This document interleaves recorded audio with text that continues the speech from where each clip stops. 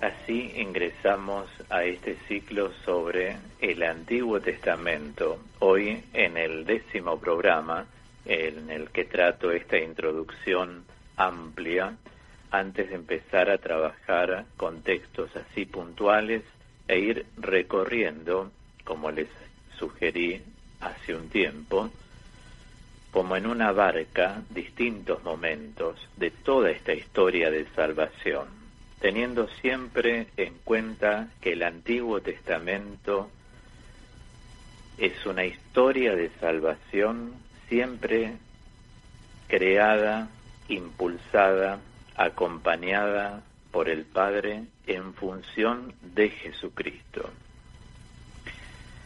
Hasta el momento les fui entregando distintas citas bíblicas, en total 6, que tratan sobre la palabra de Dios. Esas 6 citas fueron Isaías 48, Isaías 55, del 10 al 11, Lucas 11, 28, Romanos 15, 4, Efesios 6, 17 y Primera Tesalonicenses 2, 13. Hoy quiero entregarles 3 citas bíblicas más que nos hablan de la importancia que tiene la palabra de Dios. Una es Hebreos 4:12, nos dice: la palabra de Dios es viva y eficaz, más cortante que cualquier espada de doble filo. Ella penetra hasta la raíz del alma y del espíritu, de las articulaciones y de la médula, y discierne los pensamientos y las intenciones del corazón.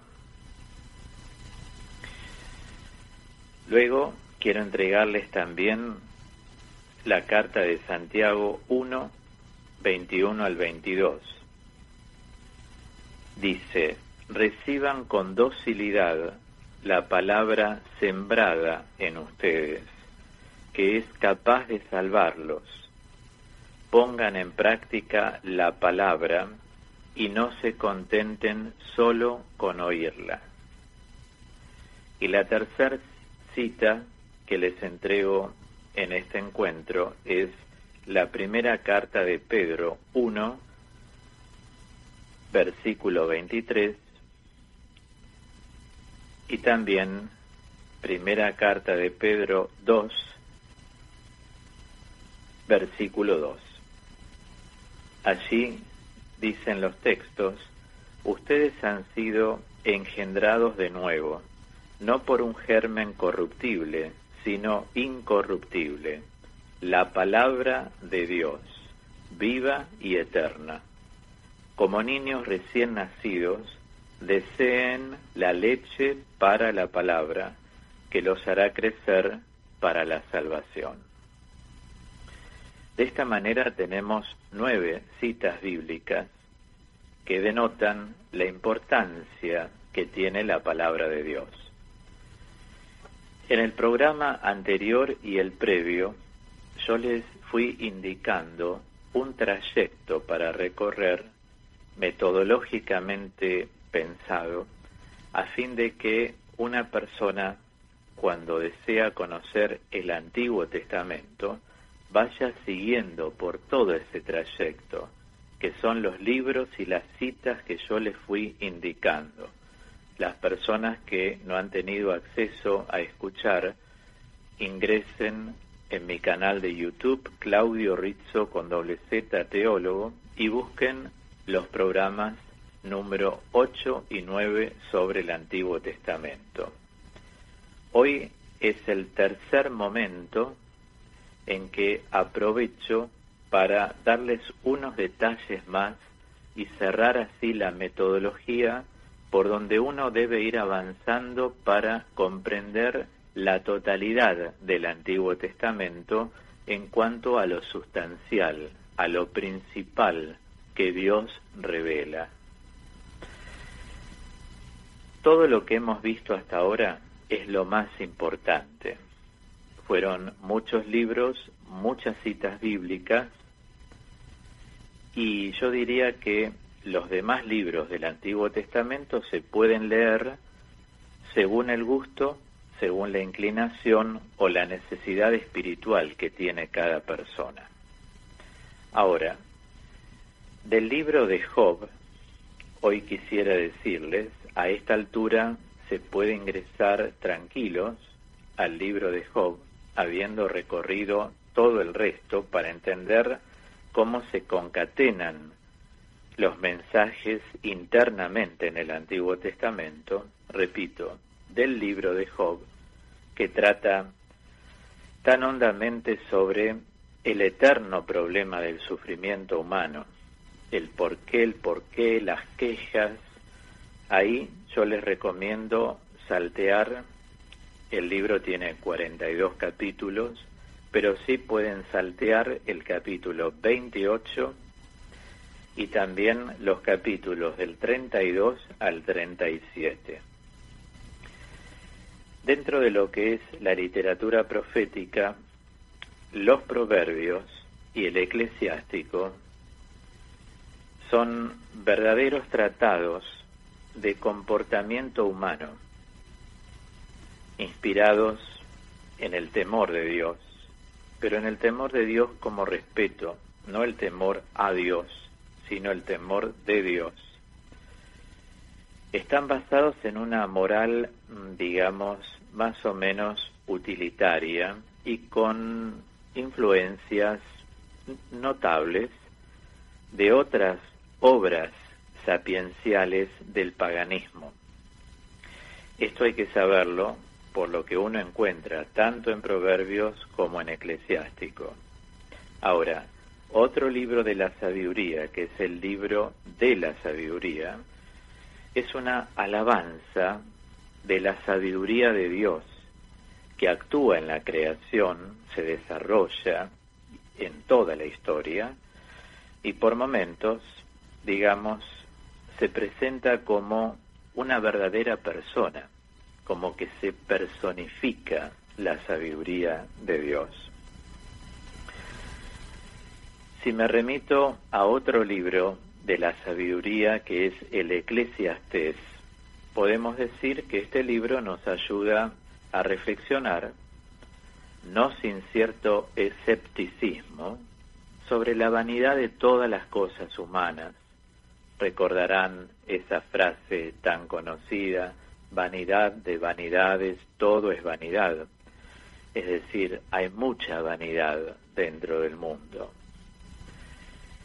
Otro libro, que es el Cantar de los Cantares, lo que hace es anunciar el amor de Dios por su pueblo, todo en una relación, digamos, conyugal entre el esposo y la esposa. El esposo es Dios, la esposa es el pueblo que camina. Hay un amor apasionado de una pareja, como se describe en el Cantar de los Cantares, y lo que hace es exaltar la dignidad de ese amor conyugal. Es un libro, como saben, el Cantar de los Cantares, muy utilizado por los místicos, porque es el amor en grado sumo lo que se expresa. Ahora, cuando nosotros acudimos a otras partes de libros sapienciales, porque hay partes de Tobías, de Judith, de Esther, lo que estos libros nos ofrecen son enseñanzas, digamos, muy valiosas, religiosas, en forma de relatos más o menos ficticios. El libro de Ruth, que también se incluye dentro de los sapienciales, es el libro de una extranjera que llega a ser abuela de David y por lo tanto antepasada de Cristo, y tiene un especial encanto, lo mismo que el libro de Jonás, que refleja, digamos, la tendencia universalista que contrarrestaba particularismo dominante después del exilio.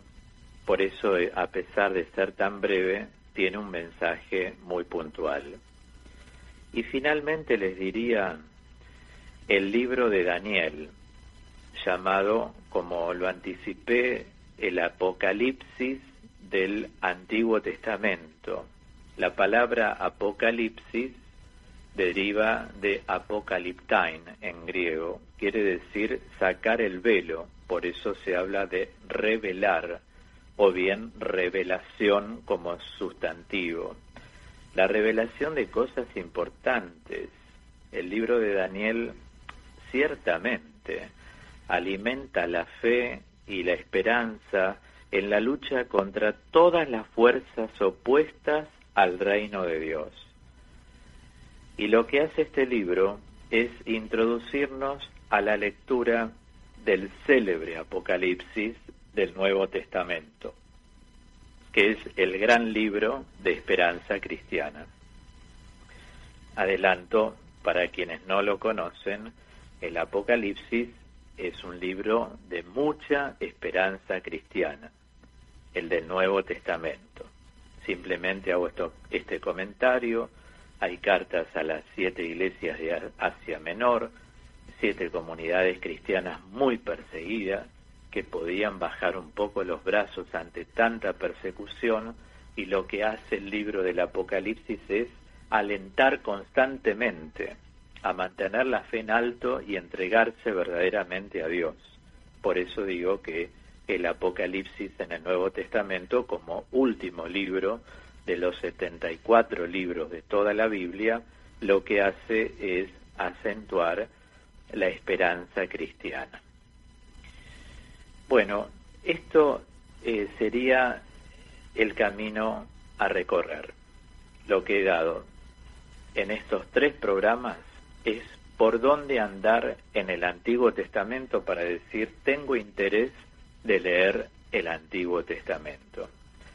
Como ustedes ven, es algo complejo, no es imposible leerlo, pero sí hay que tener un camino por dónde ir, saber qué rutas tomar para no caer en pantanos y cerrar la Biblia y decir no entiendo nada. Es decir, traten de seguir, insisto, este camino que minuciosamente les vengo indicando en 3 programas para realmente poder profundizar lo que es el Antiguo Testamento. Ahora quisiera siempre decirles que cada vez, una y otra vez lo voy a repetir, que lean el Antiguo Testamento. Si lo leen como para aprenderlo, en el sentido de cómo lo voy presentando, siempre tengamos la noción clara de que debemos leerlo como historia de salvación. Por eso, al igual que lo hice hace 10 programas atrás, recuerden que el Antiguo Testamento está dividido en libros históricos, libros proféticos y libros sapienciales. Los libros históricos apuntan al pasado, todo lo que vivió el pueblo de Israel. La historia de salvación comienza con Abraham, 1850 años antes de Cristo. La historia de salvación culmina con Jesucristo, o sea que hay un total de 1850 años. Los libros proféticos anuncian lo que habría de venir, todo en relación al futuro, especialmente basándonos en el Mesías, en Jesucristo el Señor. Y los libros sapienciales son libros eminentemente prácticos, es decir, que hablan del hoy. Cualquier libro sapiencial que acabo de mencionar en este día habla y da consejos para la vida cotidiana. Por eso digo que los sapienciales son eminentemente prácticos. Entonces, a través de los hechos, de los géneros literarios, a lo cual me dediqué a tratar en un programa y más también, qué son los géneros literarios, qué tipos de géneros literarios existen. Y yo diría, juntando los hechos, los géneros literarios, los personajes bíblicos, es fácil detectar una trama que revela los rasgos característicos, o si preferimos, el estilo de la obra salvadora de Dios, cómo se arma, cómo se desarrolla en la historia de esta cantidad de 1850 años antes de que llegase el Salvador, que es nuestro Señor. Esto es iniciado en el Antiguo Testamento y consumado en el Nuevo. Repito, los dos verbos fundamentales. Esta obra de salvación es iniciada en el Antiguo Testamento y es consumada en el Nuevo. Sus principales, por así decirlo, manifestaciones a modo de síntesis, las voy a adaptar de un libro muy lindo de Martín Moreno que se llama Tu palabra me da vida, porque podemos encontrar en este libro varios verbos que en realidad hacen el tejido de todo lo que es la obra salvadora de Dios. Los verbos siempre indican acciones. Entonces voy a comenzar siempre con dos palabras, Dios salva, y voy a dar 15 verbos. En estos 15 verbos vamos a ver plasmada toda la acción, toda la dinámica, todo el movimiento de la obra salvadora de Dios en el Antiguo Testamento, como para presentarles una síntesis de síntesis de síntesis a través de frases claras que nos dejan muchas cosas en claro. La primera, Dios salva creando el universo. Es decir, si Dios no hubiese creado el universo, no habría obra salvadora. Partamos de esa base. Dios salva destruyendo el mal. El poder de Dios destruye el mal que entró en el mundo y que genera un desorden continuo. Dios salva, repito, destruyendo el mal. Dios salva congregando a la humanidad. En esta creación del hombre, como dice el salmista en el 8, que es el hombre, para que así lo cuides y tanto te acuerdes de él. Lo hiciste poco inferior a los ángeles, le diste potestad, le diste poder. Dios va congregando al pueblo. Cada uno recuerde más o menos cómo empieza la historia de salvación. Abraham se casa con Sara, ¿se acuerdan? A su vez, como ella tenía 60 años aproximadamente, y Dios le habla que él se llamaría Abhamón, que quiere decir padre de multitudes, entienden que tenía que tener un hijo con la empleada, porque ella no iba a poder darlo, y tuvo con la empleada, pero el hijo de la promesa era otro y queda embarazada Sara. Bueno, esto lo vamos a ver en detalle. A partir de ahí empieza el crecimiento. Tuvieron a Isaac, Isaac se casó con Rebeca, tuvieron hijos, de ahí nacen las tribus, etcétera. Ahí se forma el pueblo. Imagínense 12 tribus procreando, se arma todo un pueblo grande, descendientes. No entro en particularidades de esto porque ya lo voy a tratar, pero sí para iluminar esta frase que digo, y es Dios salva creando a la humanidad. Dios salva eligiendo un pueblo. Por eso lo elige Abraham. Después en la historia vamos a ver que como personaje muy importante pasan 600 años en el año 1200-1250, dado que las fechas en Biblia son todas aproximadas. Aparece un personaje como Moisés. Luego, en el año 1000 aparece la monarquía, con Saúl, David y Salomón, teniendo, digamos así, el poder casi mesiánico, David.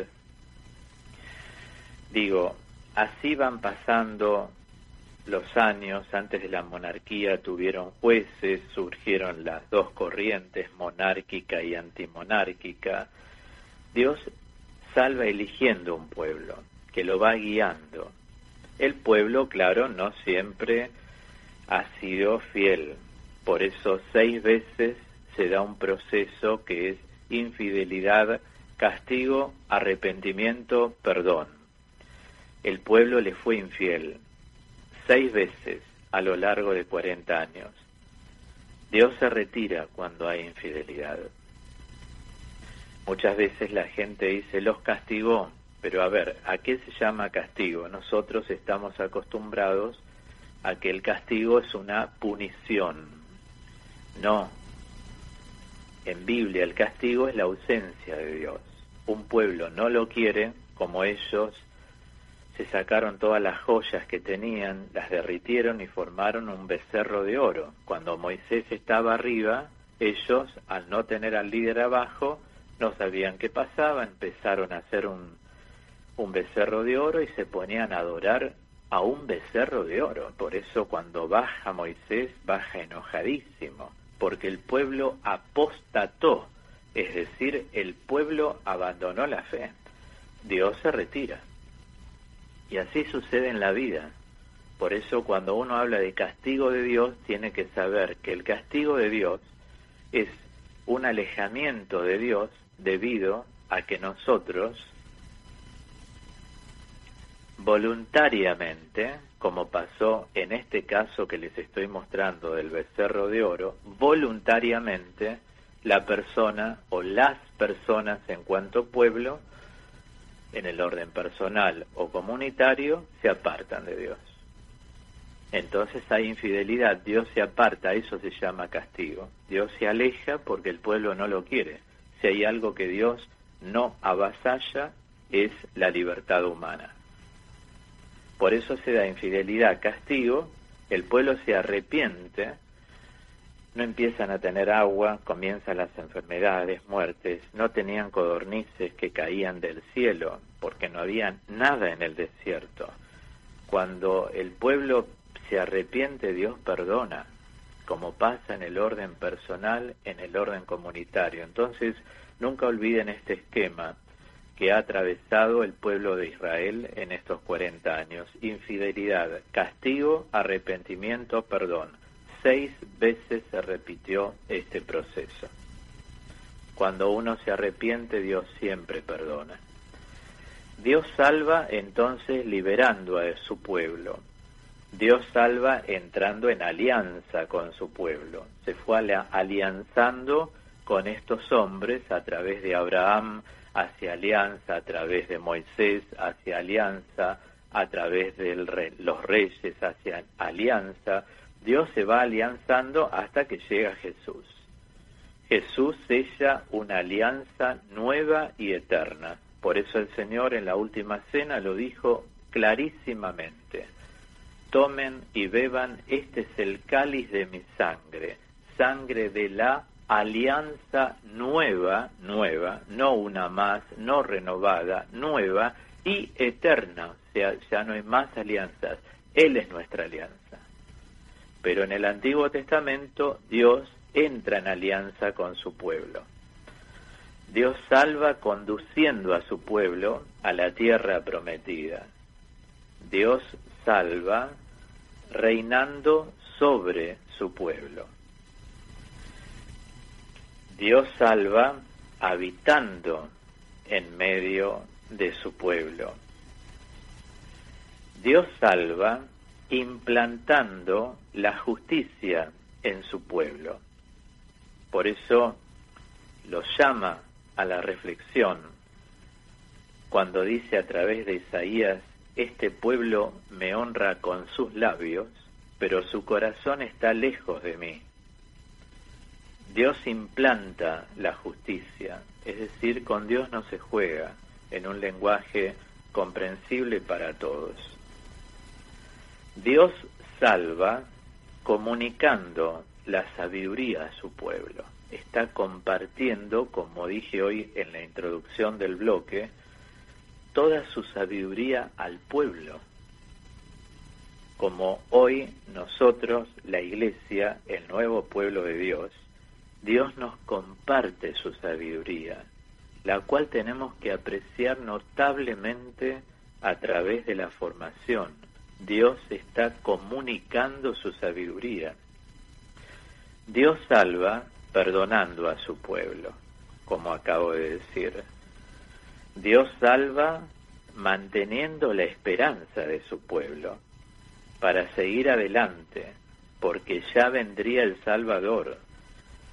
Por eso Dios salva prometiendo y enviando al Salvador único, Jesucristo, como lo llama San Pablo en Tito 2:13 y Romanos 9:5. Demos gracias a nuestro gran Dios y Salvador, Cristo Jesús.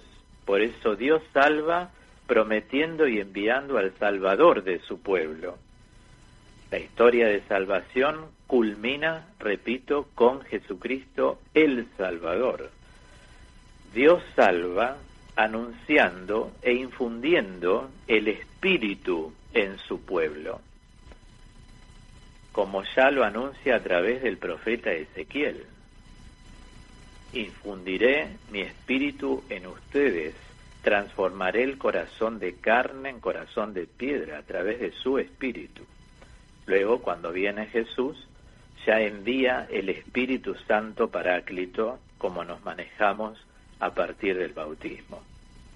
Entonces, tomando estas enseñanzas como puntos de referencia, se pueden buscar los textos de la Sagrada Escritura que ponen más de relieve el común denominador y las diversas formas del accionar de Dios. Por eso quiero terminar con este comentario que hace San Gregorio Magno, y hoy lo traigo al programa. Él es del siglo VI, y dice: querer comprender la Escritura más de lo que se puede es exponerse a estar privado para siempre del conocimiento de la verdad. Hacer de la Escritura materia de discusión es condenarse a no tenerla nunca de alimento. Qué palabras tan profundas.